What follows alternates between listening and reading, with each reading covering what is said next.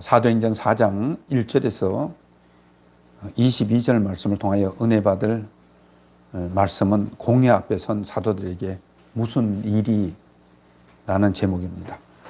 베드로와 요한이 말씀을 전할 때에 유대의 관원들이 그들을 잡기 위해서 들이닥쳤습니다.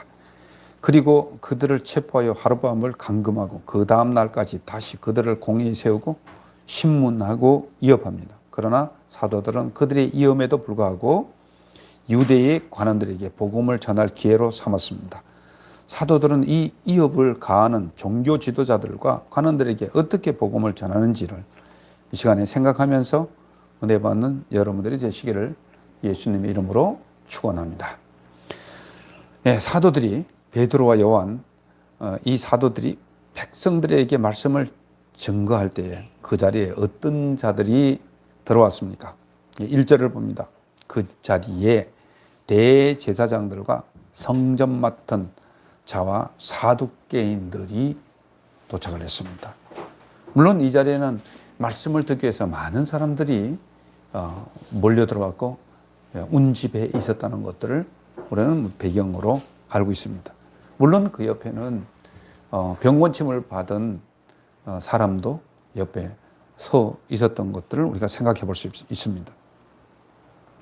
그래서 이 유대의 관원들이 그 집회를 진압하기 위한 이유는 무엇이라고 생각하십니까? 여기에 보면 그들을 체포하고 그들을 붙잡기 위해서 어떤 자들이 왔습니까? 제사장들, 성전 맡은 자, 사두개인들이 왔다고 했습니다. 그래서 제사장들은 이날 오후 예배를 맡은 자들로 당시 종교 체제로부터 아무런 권위도 받지 못한 자들이 성전에서 많은 군중을 모아놓고 연설을 한다는 것은 그들의 권위를 침해한다는 그러한 이유로 그들이 온 것입니다. 물론 여기에는 성전 맡은 자도 있었습니다. 성전 맡은 자는 성전 수빌의 우두머리로 그들은 사두개파 출신인데 레위인들로 구성되어 로마 정부의 영향력을 받고 있는 사람이라고 볼 수 있습니다. 또한 이 자리에 누가 있었습니까? 사두개인들이 있었습니다. 그래서 이 사두개인들은 하스몬 왕가의 후예들로 레위 지파 출신의 제사장들을 포함한 부유하고 지위가 높은 사람으로 고대의 정통성을 가지고 있었습니다.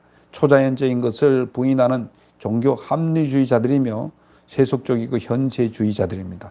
또한 율법에 대한 발전적인 견해나 천사나 마귀에 대한 사색적인 고찰 또는 부활 교리에 아주 반대하는 그런 사람들입니다. 그런 부류가 왔습니다. 그래서 이 사람들은 세상의 힘과 기득권을 이용하여 사도들을 처벌을 하기 위해서 온 자들입니다. 그래서 유대인들의 관원들은 사도들을, 이 말씀을 증거하는 이 사도들을 아주 싫어했다고 했습니다. 그 이유는 무엇입니까? 2절을 봅니다. 그들은 예수 안에 죽은 자의 부활이 있다고 하는 것을 아주 싫어했습니다. 물론 여기는 세력을 가지고 있는 숫자는 작지만 굉장한 힘을 나타내고 있는 사두개인들이 있었기 때문에 이 일이 더 가능하지 않겠나는 생각을 해봅니다. 그래서 이들은 이 죽은 자의 부활이 있다는 것들 어느 정도 싫어했느냐, 심히 경노할 뿐만 아니라 불안해했다고 했습니다. 자기들이 기득권에 문제가 생길까 봐 불안해했습니다. 그래서 그들이 이 사도들이 이렇게 가르치는 것을 싫어하는 그 구체적인 이유가 있습니다. 그 이유가 무엇입니까? 그것은 사도들이 자기들이 교류하는 반대되는 혁신적인 가르침을 공공연하게 백성들에게 전파한다는 것을 싫어했습니다. 이러한 가르침은 기득권을 유지하고 있던 당시 종교 지도자들에게는 아주 위협적인 것이 되기 때문에 싫어했죠. 자기의 유익이 안 되기 때문에, 그리고 부활 교리를 전하고 있기 때문에 아주 싫어했습니다. 이 부활 교리를 아주 싫어했죠. 특별히 사두개인들은 이 부활 교리를 아주 싫어했단 말이에요. 그리고 사도들이 예수 안에 죽은 자의 부활이 있다고 전하는 부활을 믿지 않는 사두개인들과 예수를 계획적으로 죽인 제사장들에게는 도전적이고 충격적인 선언이기 때문에 경노하며 싫어했다는 것입니다. 근데 저희가 왜 이 사두개인들이 된 것을 강조하면서 들어볼 필요가 있을까요? 자, 이것은 세상에 기득권을 가지고 있고 세상에 많은 것을 가지고 있고 그런 사람들은요, 세상에 안주하고 누리기를 좋아합니다. 아, 이것이 천국인데, 천국이 따로 있나? 내가 돈 많고, 내가 행복하고, 내 쾌락을 누릴 수 있는 이곳이 천국이지. 뭐가 천국이야? 그들은 죽는 걸 싫어하고, 딴 세상을 생각할 수 없습니다. 이 세상에 가지고 있는 것을 다 누리고 싶은 자들이 사두개인들이라는 것입니다. 오늘날 사두개인들이 누굽니까? 기득권을 가지고 있는 자들입니다. 세상이 좋다고 하고 세상에 많은 것을 부유를 누리는 사람들입니다. 이런 사람들이 사두개인들에게 속할 수가 있는 것이죠. 이런 사람들이 정말 내세를 기대한다? 내세 기대 잘 안 합니다. 죽으면 끝이지 뭐. 죽은 이후에 그게 알 게 뭐야. 죽으면 먼지처럼 사라지고 마는 것이야. 이렇게 생각하는 사람들이 사두개파들이다. 이렇게 말씀을 드릴 수 있습니다. 그래서 이렇게 사도들을 잡으러 온 사람들이 이제 그때가 오후가 됐을 것입니다.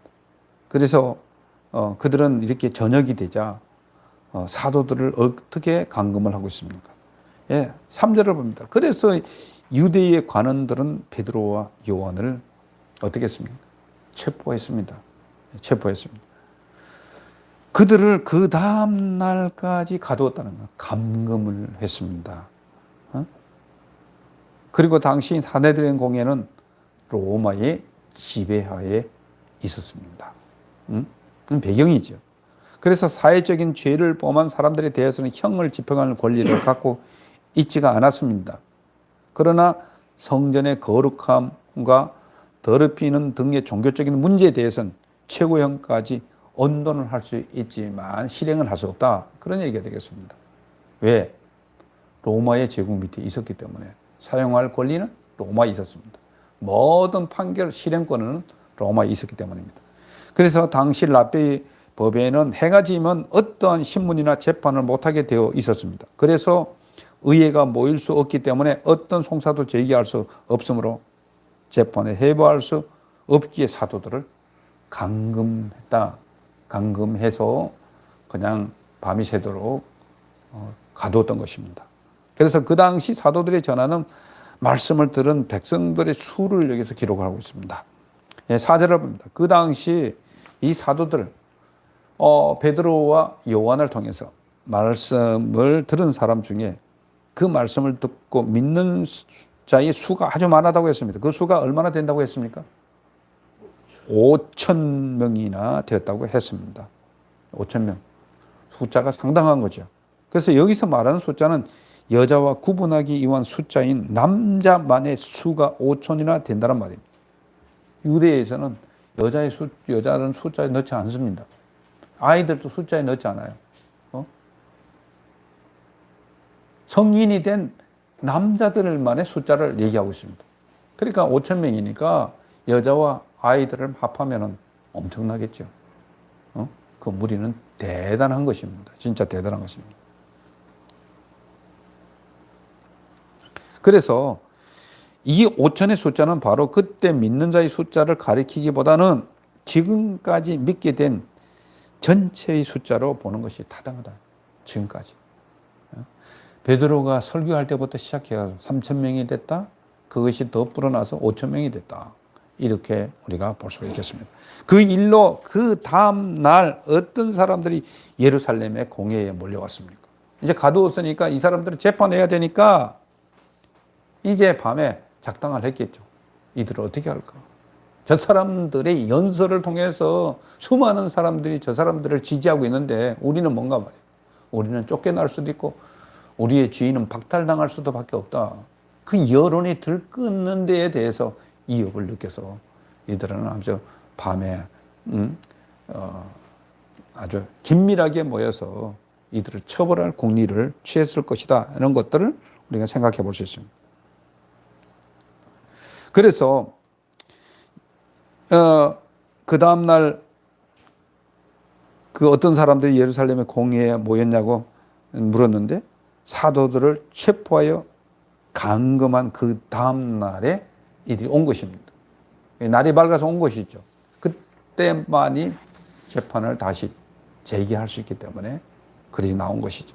그래서 사도들을 가둔 장로들과 서기관들이 그 일을 논하기 위해서 모였다고 했습니다. 여기서 말하는 장로들과 서기관들은 산헤드린 공회의 구성원들입니다. 최고의 구성원들이다. 지금으로 말하면 뭐 우리나라의 대법관들 뭐 이런 사람들이 나오겠죠. 그래서 이 공회는 그 당시 나라의 원로이자 최고 법원으로 극형을 제한 모든 사건에 대하여 재판권을 가지고 있는 자들이었습니다. 그래서 관리관원이라는 말은요, 여기서는 대제사장과 동의어로 쓰여져요. 관리라면 대제사장을 동의어로 쓰여지고, 장로들을 하면은 모세의 배송원의 재판 처리를 위해 덕과 경험을 지닌 자, 이스라엘의 공동체 대표자, 의사 결정의 집단을 얘기하는 자들로 칭할 수 있습니다. 최고의 결정권 자들, 최고의 권위를 가지고 있는 자들이 이 사도들을 처벌하기 위해서 모였다는 것입니다. 특별히 그곳에서는 또 영향력이 있는 어떤 관원들이 참여하고 있었습니까? 6절에 봅니다. 그 자리에는 대제사장 안나스와 가야바와 요한과 알렉산더와 및 대제사장의 문중이 다 참여했다고 했습니다. 대제사장, 증경 대제사장, 현재 대제사장, 앞으로 있을 대제사장이 다 모였다고 얘기하고 있습니다. 안나스는 증경 대제사장이죠. 가야바는 현재 대제사장이란 말입니다. 그런데 문헌에 보면 요한과 알렉산더는 그의 자녀들이라는 말이 있습니다. 자녀들을 위해서 그 이후에 대제사장들의 직분을 부여받았다, 이렇게도 얘기를 합니다. 물론 이들이 정말 기원 후에 안나스는 9년 동안 통치를 했고, 가야바는 18년간 통치를 했고, 그 위에 그의 아들들 요한과 알렉산더의 아들가 통치했다, 이런 글들이 있습니다. 그래서 이러한 이름이 있는 관원들이 그곳에 모인 것은 사도들을 신문하기 위해서 모였습니다. 그 신문의 내용이 무엇입니까? 7절을 봅니다. 그 당시 최고 법정 산헤드린 재판에 베드로와 요한을 불러 세웠습니다. 이들이. 그래서 이 관원들은 긴 옷을 입은 당대의 최고 권력자들이 높은 단상에 반원형으로 둥그렇게 앉았습니다. 그래서 피고인 사도들은 낮은 마룻바닥에 서서 신문을 받는 형태로 취한 것입니다. 그래서 법적인 애적인 분위기를 띠고 피고를 압도하려는 것임을 여기서 보여주고 있습니다. 우리나라도 그래요. 그 재판 안 돼 가면 저도 재판 받아봤는데 가보니까 판사들이 아주 그냥 검은 아주 그냥 예복을 다 입고 들어옵니다. 판사들 들어오면. 그러면 그 방청석이나 재판을 받는 사람들은 아주 다 일어나요. 그분이 뭐 대단한 사람들이 들어온 거, 줄레줄레 들어옵니다. 엄숙한 분위기를 드러내는 것을 우리가 볼 수 있습니다. 이 당시에 그랬다는 것입니다. 그래서 그들은 사도들을 가운데 세우고 이제 신문을 시작합니다. 너희가 무슨 권세로 이 일을 행하느냐? 그것입니다. 이 말은 어떤 종류의 능력이라는 뜻으로 사도들이 그들의 뉘앙스는 뭔가 하면 마술적인 주문을 통한 악령의 힘을 이용하여 이적으로 행한 것이냐는 저희를 묻는 것입니다. 이들이 말하는 것은 그것을 볼 때 하나님의 능력으로 보지 않는 것입니다. 개인의 마술적인 것, 개인의 영악한 힘을 사용해서 이 일을 행하느냐, 이렇게 묻는 것입니다. 이런 저희를 묻습니다. 또한 종교적으로 이 법이라는 것을 암시하는 질문입니다. 지금식으로 말하면 이들의 개인 마술, 거기다가 뭘 씌웁니까? 개인의 마술과 개인의 영악함, 이 개인의 영악함, 이 마술에 프레임을 씌우는 거죠. 지금식으로 말하면 서로가 여당, 야당 하기 위해서 그냥 프레임을 갖다 씌우는 거예요. 이렇게 해서 어떻게 하든가 죄만 증명하면 된다는 이런 마음을 가지고 있었습니다.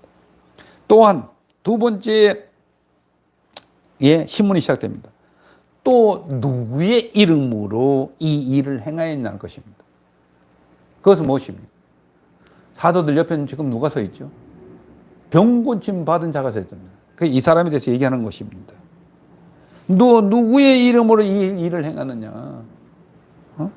이 질문은 어떤 사람의 권위를 배경으로 이업을 행하고 있는 신문이라는 것입니다. 그래서 사내들인에 있어서 예수의 이름은 지독히 불경스러운 이름이라는 것입니다. 그래서 예수님 죽였지 않습니까? 그러니까 이 프레임을 또 씌우려고 하는 것입니다. 왜냐하면 예수님은 자칭 하나님의 아들이라고 했고 이것은 신성모독죄에 해당된다고 보았기 때문입니다.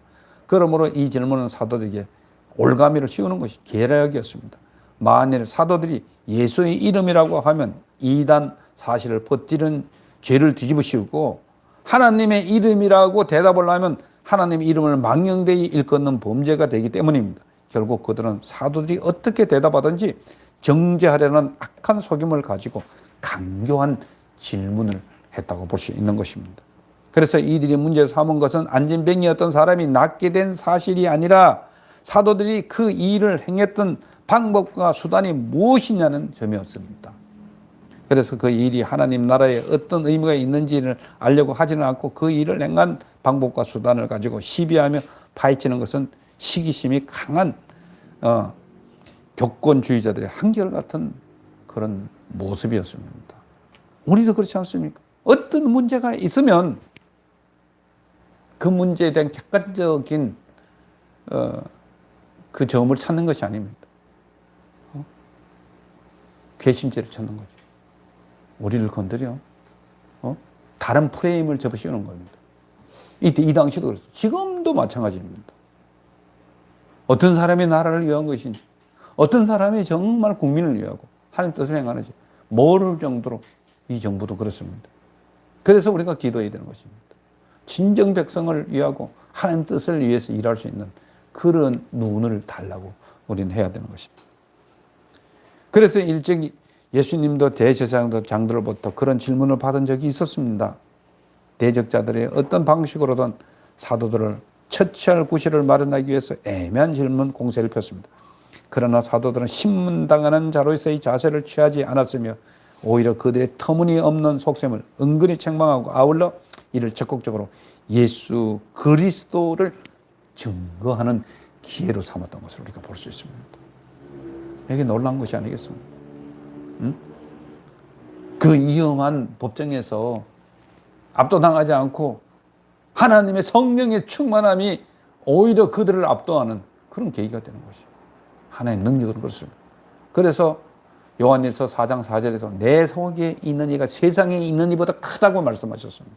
오늘도 예수 그리스도로 말미암아서 내 속에 계신 성령으로 말미암아서 세상에 있는 간악한 지혜에 우리는 압도당하지 않을 것입니다. 그런 능력이 우리에게 있습니다. 세상에 있는 권모술수에 우리는 넘어가지 않을 것입니다.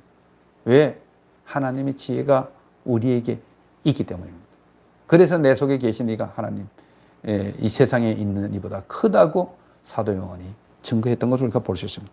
이와 같은 신문을 받았을 때 베드로는 그들의 질문에 어떻게 응대하고 있습니까? 8절을 봅니다. 베드로는 그들 앞에서 성령이 충만하여 백성의 관리들과 장로들아, 이 백성의 관리들과 장로들아, 오히려 그들의 이염 있는 말보다도 더 이염 있게 그들에게 들려졌을 것입니다. 왜? 그들의 입을 하나님이 사용하시고 그들의 입을 성령 하나님이 사용하고 있었기 때문입니다. 아무리 세상이 큰 소리를 친다 할지라도 숫자가 많다 할지라도 하나님 발 앞에입니다. 예수 그리스도의 손안에 있다는 사실을 우리는 알아야 될 것입니다. 그리고 나서 이 사도들은 오히려 부채살처럼 원을 둥그렇게 그려서 그들을 오점 아무래져서 그들을 쳐다보고 초라하게 보이고 있을지는 모르지만 오히려 베드로를 통해서 너희들 말만 하지 말고 우리 말을 들으라고 했을 때는 그 말이 굉장히 능력 있게 들렸을 것입니다. 이음이 있게 들렸을 것입니다. 지금식으로 말하면 아주 카리스마가 있게 들렸을 것입니다. 하나님의 능력은 바로 그와 같은 것입니다. 그래서 우리가 믿는 자의 권세를 사용해야 된다는 것입니다. 하나님 우리에게 주신 권세예요. 영접하는 자, 곧 그 이름을 믿는 자에게는 하나님의 자녀가 되는 권세를 주셨기 때문에 그 권세를 그들은 사용하고 있습니다.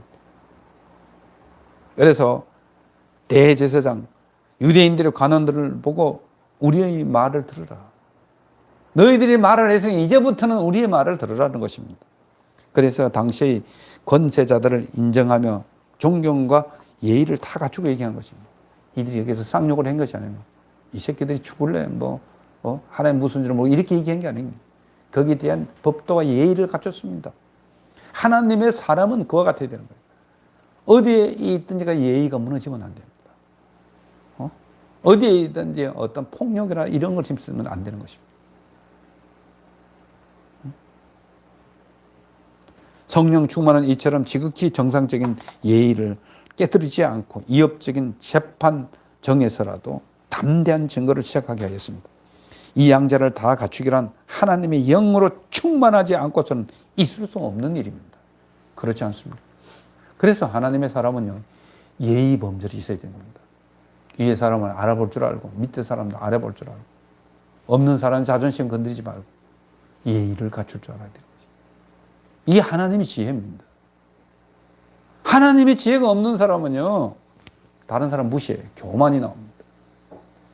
그렇게 하면 안 돼요. 그 당시 누구도 부인할 수 없는 병자에게 행한 일, 다시 말합니다. 이 사도들은 그 당시 누구도 부인할 수 없는 병자에게 행한 일, 이 병자가 어떻게 구원을 받았냐고 우리에게 질문해 보라는 거죠. 너 질문이 잘못됐다. 누구의 이름으로 우리는 올감이 걸려고 무슨 권세로 이런 질문을 하지 말고 당장 지켜보는 이 사람이 어떻게 일어났는지를 물어보라는 것입니다. 이 사람 때문에, 이 사람이 낳은 사건 때문에 많은 사람들이 모여들었지 않느냐. 핵심적인 질문을 하라는 것입니다. 그렇게 내가 질문을 하면은 우리가 대답하겠다는 것입니다. 그래서 그러면 베드로가 어떻게 대답할 것이라고 말씀하고 있습니다. 질문도 만들어주고 대답도 만들어주고 있는 것을 여기서 볼 수 있습니다. 대단하지 않습니까? 예, 여기서 9절 11절까지 봅니다. 그리고 너희 모든 이스라엘 백성들아 알라고 권면하고 질문도 이 사람이 어떻게 일어난 것인지를 너희가 질문해 보라고 하고 나서 이제 대답을 합니다. 너희는 십자가에 못 박고 거기에 대한 질문을 대답을 해보겠다는 것입니다. 너희가 십자가에 못 박고 하나님께서 죽은 자 가운데 살리신 나사렛 그리스도의 이름으로 이 사람이 건강하게 되었다고 다시 한번 얘기하는 것입니다. 복음은 반복해 줄 필요가 있습니다. 너희들이 십자가 못 박은 이 예수가 이 사람을 건강케 했지 우리가 한 것이 아니라는 것입니다.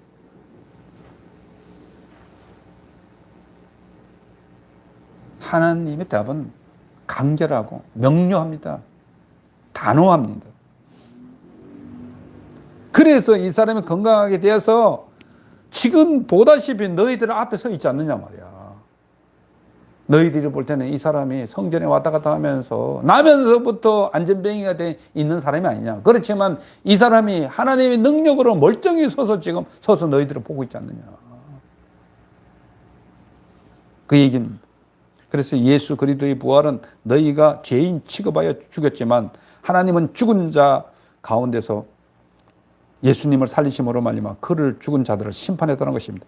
이 증거야말로 부활을 믿지 않는 사두개인들의 큰 반발을 일으킬 만하였고 그들을 중심으로 구성된 공의에 대한 정면 도전이 아닐 수가 없게 되는 것이죠. 그러나 사도는 그들 앞에서 하나님이 예수를 부활시켰다고 담대히 확신에 차서 증거하였습니다. 그래서 나사렛 예수 그리스도의 이름으로 안진병이었던 사람이 예수 그리스도의 이름으로 건강하게 된 것을 증거했습니다. 이것은 너희가 무슨 권세가 네 이름으로 이 일을 했느냐는 사내들의 질문에 대한 명확한 답변이 된 것입니다. 이 예수는 너의 건축자들의 버린 돌로서 짐 모퉁이 머릿돌이 되었다고도 말씀을 하고 있습니다. 예, 이 말씀은 시편 118편 22절의 인용으로 유대인들이 잘 알고 있는 말씀입니다. 전에도 예수님께서 자신을 가리켜서 이 말씀을 인용했습니다. 이 말씀의 뜻이 무엇일까요? 예수께서 유대인들이 멸시당하고 죽으셨으나 하나님께서 다시 살리사 자기 우편에 앉게 하시고 권능과 영광을 홀로 차지하게 하셨으며 만민을 구원하는 기초로 삼았으니 짐 모퉁이의 머릿돌이 되었다고 말씀하고 있는 것입니다. 그리고 유일하게 구원을 줄 수 있는 분이 누구라고 선포합니까? 여기서 이제 구원의 핵심을 확실하게 얘기를 하고 있는 것입니다. 그래서 여기서 우리가 12절을 봅니다. 다른 이름으로서는 구원을 받을 수 없다고 선포하는 거죠. 다른 이름으로는 절대 구원받을 수 없어. 그 다음에 오직 천하 사람에게 구원을 줄 수 있는 분은 누구라고 말씀하고 있습니까? 예수 그리스도라고 확실하게 증거하고 있는 것입니다. 천하 만민에게 구원을 줄 수 있고 모든 문제의 핵심을 볼 수 있는 분은 바로 예수 그리스도라고 말씀하고 있는 것입니다. 우리가 이런 정체성에 분명한 것을 가지고 있어야 돼요. 믿지 않는 자들에게 시집을 가든지 정말 믿지 않는 가운데서 예수를 믿든지 자기의 정체성을 분명하지 않을 때 핍박을 받을 수 있습니다.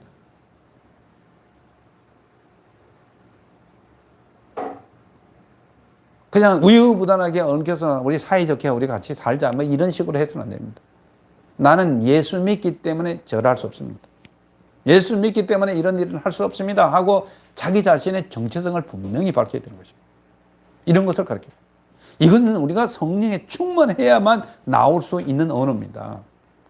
충만하지 못하면은요, 오히려 자꾸 세상의 눈치를 보게 되고 세상에 대한 두려움을 겪게 되고 이러다가 난 미움 털이 박히지 않을까.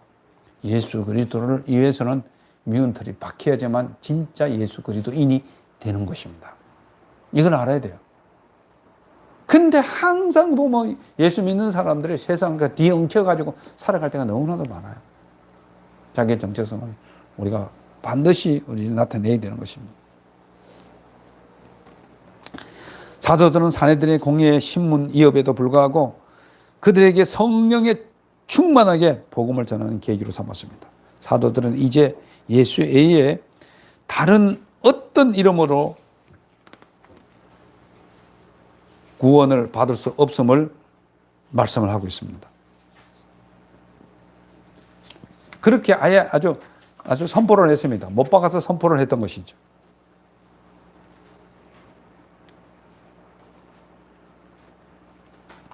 이 말은 다시 말해서 너희들, 이 복음을 듣는 너희들도 예수 그리스도를 믿지 않고서는 구원을 받을 수 없다. 천국에 갈 수 없다. 그 말씀을 하고 있는 것입니다. 그래서 유대인들의 관원들은 사도들이 담대하게 말함을 보고 아주 의아하게 생각했습니다. 놀랐다는 얘기입니다. 그런데 의아하게 생각한 점이 무엇입니까? 13절을 보면, 14절을 봅니다. 그들은 사도들이 담대하게 말함을 보고 원래 학문 없는 범인으로 알았는데 그것이 아니라는 것입니다. 이들은 아주 무식한 사람들을 알았는데 보니까 하나님의 말씀에 대해서 그들이 말하는 태도나 아주 똑똑 부러지게 얘기하는 것이 아니겠습니까? 그런데 거기에다 권위도 주어져 있고 능력도 주어져 있고 카리스마도 있고 하니까 할 말이 없는 거. 하는 것입니다. 또한 그들은 이 사도들이 전에 예수와 함께 있던 사실도 알았습니다. 그래서 공회원들은 죄인으로서 있으면서도 자신 있게 변론하는 사도의 태도에 대해서 의아하게 생각했습니다. 그뿐만 아니라 병난 사람이 그들과 함께 서 있는 것을 보고 더 이상 할 말이 없다는 것을 알았기 때문입니다. 그래서 사도의 증거에 대해서 반박할 만한 아무런 수단을 강구하지 못했습니다. 그 이유는 13절 본절에서 우리가 봅니다. 본래 학문 없는 범인이었던 사도들이 기탄 없이 꺼리낌 없이 말하는 것을 보았기 때문입니다. 예수와 함께 있던 예수의 제자임을 또한 알았기 때문에 무엇보다도 이전에 안진병이었던 자가 사도가 말하는 것들에 대한 산 증거로 그들의 목전에 아주 당당히 서 있는 것을 보았기 때문에 할 말이 없는 것입니다. 이러한 이유들 때문에 어찌할 수 없이 그들이 궁지에 몰려 할 말을 찾지 못했습니다. 이는 일찍이 예수님께서 너희의 모든 대적이 능히 대항하거나 면박할 수 없는 구변과 지혜를 너희에게 주겠다. 누가복음 21장 15절에 말했습니다. 너희가 미리 생각하지 마라. 너희가 복음을 증거할 때 내가 성령께서 너희와 함께 있어서 어떠한 위치에 있든지 내가 할 말을 너희 생각에다가 내 입에다가 넣어주겠다. 이 약속이 있는 것입니다. 그래서 전도하는 사람은요, 우리가 많은 것을 갖춰서 뭘 애우고 하는 것이 아니라 전도하는 사람은요, 그냥 예수 그리스도 이름으로 나가는 것입니다. 성령에 충만한 사람이 전도를 하게끔 되어 있습니다. 그래서 사도행전 1장 8절도 보면 너희에게 성령이 임하면 너희가 권능을 받고 예루살렘과 온 유대와 사마리아 땅끝까지 이르러 내 증인이 되겠다. 이렇게 약속하는 것입니다. 그래서 전도는 성령에 충만한 사람이 하는 것입니다. 그래서 유대의 관원들이 궁여지책으로 또한 결론을 내는 것은 무엇입니까? 행하는 것은 무엇입니까? 15절, 16절을 보면 그들은 사도들을 예루살렘 공회에서 나가겠습니다. 이제는 풀어줄 수밖에 없어요. 많은 사람들이 지켜보고 있는 가운데 어찌할 수 없어요. 많은 여론이 지켜보기 때문에. 그래서 공회원들은 사도의 변증에 대해서 답변할 마땅한 고속거리를 찾지 못하여 그들끼리 의논할 필요가 있었습니다. 그러므로 사도들을 밖으로 나가도록 명한 것입니다. 그리고 이 사람들을 어떻게 할까 하고 대책 논의를 하는 것입니다. 공회가 신문하려고 했던 피고인들이 대담하고 확신에 차서 자기들의 무죄를 변론하고 증거를 내어주자 이제 피고를 해당 장에서 내보낸 후 심의에 들어간 모습을 우리가 볼 수 있습니다. 그래서 배심원들의 논리와 결정을 걸쳐서 판결을 내리는데 많은 어려움이 있었을 것이 분명합니다. 왜? 여론이 있었기 때문에. 그런데 지금도 그래요. 이 세상은 그렇습니다. 쟤들이 잘못해도 절대 잘못됐다 소리 안 합니다. 정치판으로 봐도 그렇고 지금 돌아가는 전국이 다 그래요. 무슨 눈치를 제일 많이 봅니까? 여론의 눈치 제일 많이 봅니다. 여론조사에서 누가 많이 올라갔다 그러면 그 다음부터는 숨깁니다. 여기만 관심이 있어요. 이 당시에도 마찬가지입니다. 이들이 다른 게 무서워 그런 게 여론의 눈치를 보는 것입니다.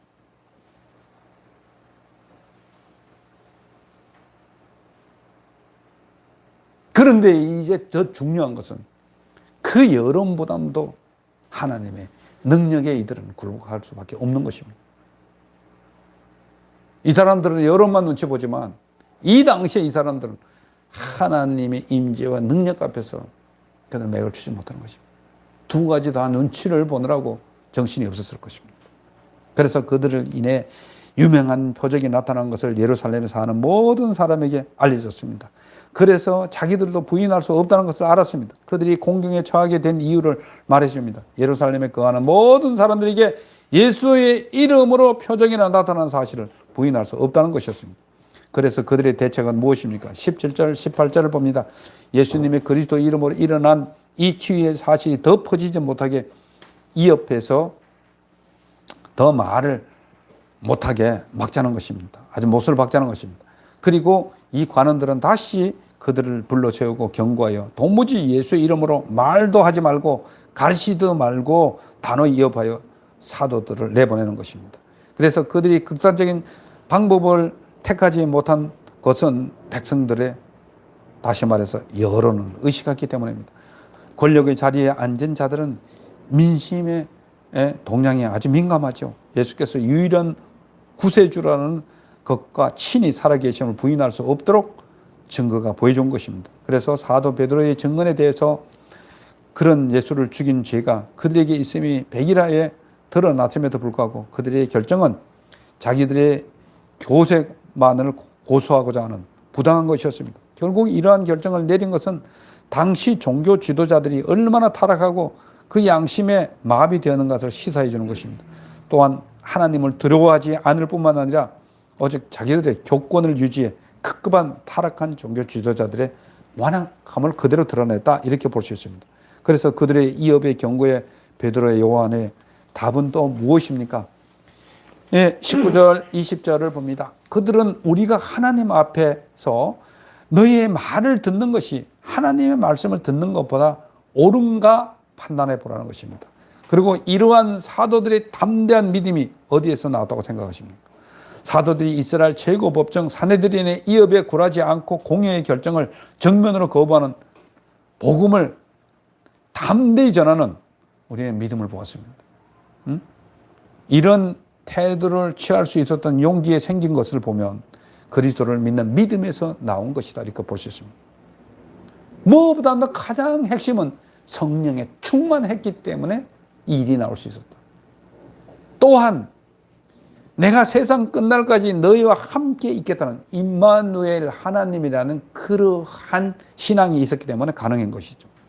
무엇보다도 주의 임재에 계신 앞에서 과연 너의 말을 순종하는 것이 옳은지 아니면 하나님 말씀을 순종하는 것이 옳은지 판단해 보라는 것입니다. 오늘도 우리는 그래야 되는 것입니다. 그래서 우리는 주님으로부터 보고 들은 것을 말하지 않을 수 없다고 담대히 말하는 것입니다. 나는 주님으로부터 듣고 보고 한 것을 말하지 않을 수 없다. 그 말을 할 수밖에 없다. 성령이 임하면 정말 너를 생각나게 하고 기억나게 하신다는 것이 그대로 그 약속이 들여맞았던 것이죠. 이러한 단호하고 담대하게 말하는 사도들의 말에 관리들은 어떻게 그들을 처벌합니까? 21절 22절 관리들은 사도들의 말에 그들을 처벌할 방법을 찾지 못했습니다. 따라서 그들은 사도들을 다시 이업하여 놓아주었습니다. 그래서 공회원들은 의회의 결정이 피고인들로부터 공개적으로 거부되고 이런 상황에서 자신들은 속수무책이 되자 고작 우격다짐식으로 협박을 반복할 뿐이었습니다. 그래서 그들이 벌할 도리를 찾지 못했다는 것은 합리적으로 사도들을 징벌할 방도가 없었다는 것입니다. 그래서 이런 방법을 택할 수밖에 없던 이유는 누가가 밝힌 대로 백성들로 인하여 벌할 도리를 찾지 못했다고 했습니다. 여론을 의식해 찾지 못했다고 이야기하고 있는 것입니다. 그래서 이것은 모든 사람이 그 된 일을 보고 하나님께 영광을 돌렸기 때문입니다. 그 많은 5천 명이나 되는 남자의 백성들이 하나님 앞에 이 영광을 드리는 그 고함 소리를 들을 때 그들은 그 여론을 물리칠 수가 없었던 것입니다. 옆에 서 있던 이 병나은 사람은 나이가 몇 세가 된다고 말씀하고 있습니까? 40세 정도 되었다고 얘기하고 있습니다. 왜 이 40이라는 이 숫자를 여기서 넣었을까요? 인간의 능력으로는 전혀 불가능한 일이 그리스도의 이름으로 발생하였기 때문에 모든 백성은 이 40세가 된 사람을 보고 놀라고 하나님께 영광을 돌 수밖에 없다는 것들을 다시 한번 못 박아 이야기하는 것이다. 이렇게 우리가 볼 수 있습니다. 말씀을 정리합니다. 병든 자가 하나님의 능력으로 일어나는 사건과 함께 베드로와 요한은 성령에 충만하여 예루살렘에서 복음을 전합니다. 이미 많은 사람들이 그들의 복음을 듣고 믿는 사람들의 숫자가 남자만 5천 명이나 되었습니다. 유대의 기득권을 가진 종교 지도자들, 관원들은 그들의 영향이 더 퍼지지 않도록 하기 위해서 사도들을 이업하고 교묘한 신문을 진행합니다. 그러나 사도들은 성령의 충만함으로 하나님이 주신 지혜와 능력으로 관원들의 이업적인 신문과 두려움 앞에서 담대히 복음을 전했다는 것을 우리 기억해야 됩니다. 다른 이유로서는 구원을 얻을 수 없다.